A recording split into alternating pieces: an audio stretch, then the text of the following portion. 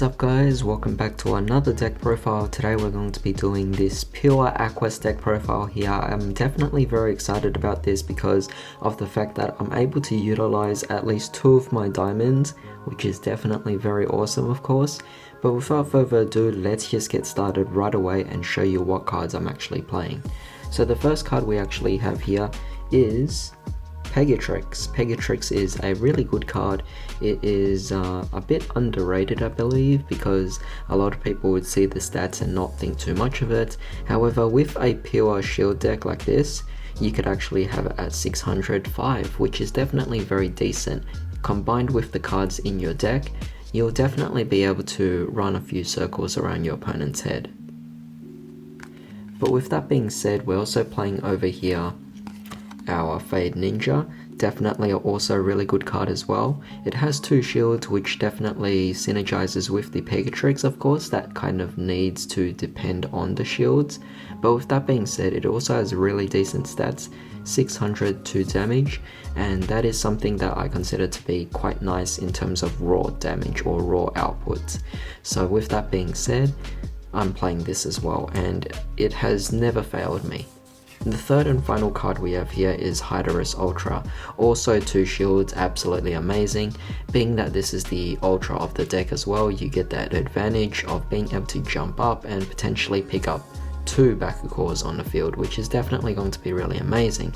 However, the stats are only 404. While it's a bit more on the balance side, it is not particularly amazing. However, that's okay because our cards in our deck will have synergizing effects that actually allow us to boost our attack when we necessarily need to. So with that being said, we could easily get over our opponents through different shenanigans. It's not always about the raw power that's distributed throughout these cards. But with that being said, you now must be curious about what we actually have for these shields. Well, the shields are pretty generic because we're actually just playing a bunch of power boosters, plus 400, plus 400. This is specific to Aquos, but there's also the risk of it being Darkus and Ventus as well. That's assuming if your opponent's actually playing it or not. If they're not, then you're pretty lucky. If they are, then you might be down for a bit of a risk here. The final 4 I'm actually playing is all just plus 300. I believe these would definitely facilitate the deck quite well for the fact that, again, our cards aren't necessarily the highest, but with these it helps facilitate that B power growth with our own cards as well, which will definitely help out. So without further ado, let's move everything aside and now let's get on with the actual deck itself. To begin, we're playing over here 2 copies of Greater Water Boost. It's a 0 cost, so it's definitely very easy to play out with no cost whatsoever, and it has 100 B power, which is not something that's overwhelmingly amazing, but it helps you actually contribute to your flow plays, which is definitely something that is common to Aquos decks. And given that this is a pure Aquos deck, it is definitely well worth it. We're also playing over here 3 copies of Water Slash, again another cheap card at 1 energy and gives you 2 damage output as well. The main thing about this particular card is mostly just to actually allow yourself to go for flow later on down the turns, where your cards that actually have the ability flow will be dependent on you playing a previous card before that, so having a cheap card like this would definitely help out. It goes without saying that we're also playing here 2 copies of Tides, again another cheap 1 cost, 200 B power, but it's also the first card that actually has flow, potentially giving you 400 B power, which is definitely very nifty because for 1 cost to give 400 B power, it's absolutely amazing. Next, we're playing 3 copies here of Inspire, again another cheap card, all 1 cost. Gives you 1 damage, but that's not the thing you really want. You actually want to draw a card, which is definitely great of course because firstly it's cheap, so it helps you meet the conditions for flow, but at the same time you get to deck thin as well. To divert just a bit into flip cards, we're playing here 3 copies of Accelerate, also 1 cost, also really cheap, and allows you to simply draw a card. I absolutely love this card, and I believe it's one of the most key staples for Aquos cards in general. With a bit of prediction on the actual format itself, I believe that counter aggression would definitely help out. Again, it's a really cheap card and it stops Pyrus and Chaos, which I believe Chaos has actually been on the rise lately, so because of that, I am playing this specifically because I know that I'll be encountering a lot more Chaos players out there. Pyra specifically has always been consistently high in terms of their playability in the format itself, in the meta.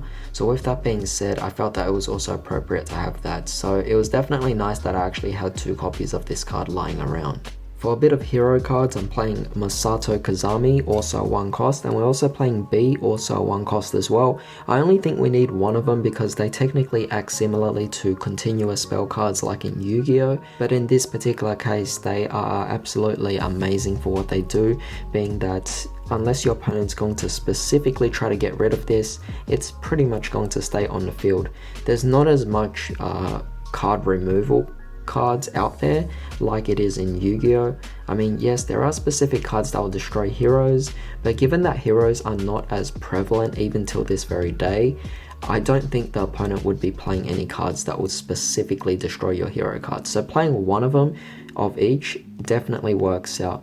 This one essentially has you follow up on that whole flow where if you have played 2 or more cards this turn, then your next attack has 2 damage, which again piles on extra damage onto your opponent. As for B, when you select a Bakugan to roll, you may actually turn over a Bakugan on the field face up, so you kind of can predict what your opponent actually has, so that you know specifically which area to roll into. And this is why I'm only playing 1 copy. None of them actually incite me in any way to actually play more copies of it. Now as for the 2 cost cards, we're playing 2 copies here of Liquid Strike. Gives you +3 Frost Strike, which means your opponent is definitely not going to get through their flip effects until the mid to late game. So this card definitely really helps out, and it's quite amazing, allowing you to actually kind of end your opponent quite early on in the game itself.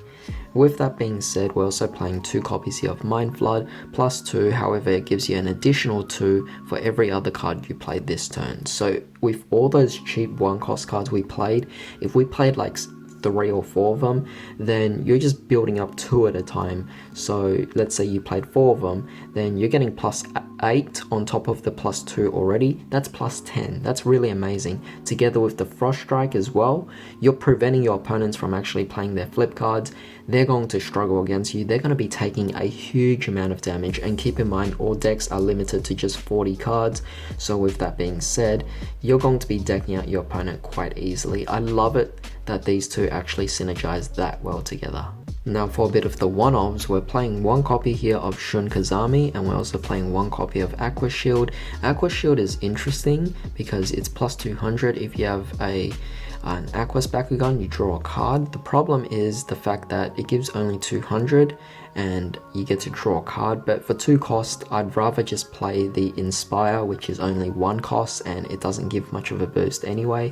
So yeah, with that being said, it's kind of like that 4th copy of Inspire, but since we're only allowed 3 copies, then I figure this would serve as that additional 4th copy to it. As for Shun Kazami, your Evos cost 1 energy less to play. I thought it was nice, and similar argument to when I made earlier about the heroes. I think 1 copy of Shun Kazami is all you actually need. Now we're bumping it even higher to 3 cost. We're playing 2 copies here of Ice Elation, +8 damage if you only have 1 open Bakugan, which is absolutely amazing. Will definitely help out for a lot of plays, and it is quite possible, and given that this is a low cost card, it works really early on in the game. Together with the Frost Strike, you're definitely going to put off a lot of damage onto your opponents. We're also playing over here 3 copies of Wave Slash. It's +300, however if you have Flow, then +100 B power instead, which is absolutely amazing because that pretty much means you could get over almost anything that your opponent puts out on the field. So I really like that card. Moving on, we're just playing 2 copies here of Triple Blast Cannon. It's a 3 cost card and it negates an action card. There was another card, I forgot the name already, but it is a cheaper card than this, and it does negate a 3 cost card or less. I would actually play that over this if I actually own that card, but for the time being, Triple Blast Cannon is still quite amazing for the fact that sometimes your opponent might whip out one of their higher cost cards, and to have this ready at the go to negate them, absolutely amazing, absolutely worth it. But I think 2 copies is more than enough. Then of course we're playing 4 copies here of Ice Wall, simply 900 B power, there's nothing else to say. We're also playing over here 3 copies of Hyper Pegatrix because we can evolve it with just 4 cost. It's really cheap, going to 900, going to 300 damage, and also plus 400 B power and plus 8 damage if you're actually landing on a shield. Keep in mind your deck has 6 shields, so you're going to definitely pull this off. Then of course I'm playing here 1 Maggie. Maggie is a very interesting card because it is a 5 cost, very expensive, but your Aquos Bakugan all have plus 2 Frost Strike. That is really powerful, really amazing, and your opponent is definitely going to struggle to actually play off their flip cards. Finally, we have here the Evo for Fade Ninja, an absolutely amazing card. It's a Diamond Fade Ninja, so it is going to be quite specific, but still, for 7 cost, for 1808 damage, it is something that I think is quite worth it. And to end things off with the deck, we're playing our 2 final Evo cards, Maximus, Hydorus, Ultra. It's 8, which is going to be quite expensive to play. However, there has been one instance where I've actually pulled this card off. It's 1400 B power and 6 damage. However, as a Victor, you may play an Aquos card for free, which is definitely amazing for the fact that if you have this card out, you pretty much can play any of your other expensive cards for much cheaper, and it's just something that I think is worth it, you know? So overall, it's something that I think 2 copies is obviously, you don't need to use 2 copies, but you're playing 2 to maximize the consistency. Yeah, it just really helps out. I think it's a really nice card, and it's helped me in one particular instance, which I felt, yeah, it was great. However, with that being said, I hope you guys enjoyed this particular deck profile. This was my take on a pure Aquos deck, so it is definitely quite fun. If you guys enjoyed this video, definitely drop a like, but also subscribe for more videos just like this. Share this video as well, as maybe some people might actually want some ideas on how to build a pure Aquos deck. However, with that being said, I do hope you guys all have a great day. I'll see you next time.